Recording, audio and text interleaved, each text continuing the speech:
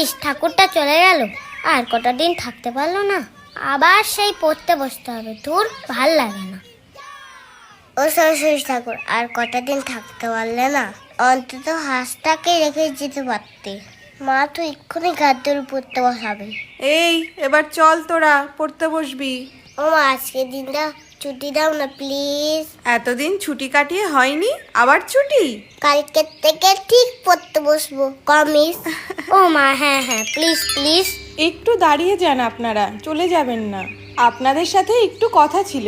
আজ আপনাদেরই ভালোবাসায় এই লিলিপুট কার্টুন চ্যানেলটি 5 লক্ষ সাবস্ক্রাইবার পূর্ণ করেছে।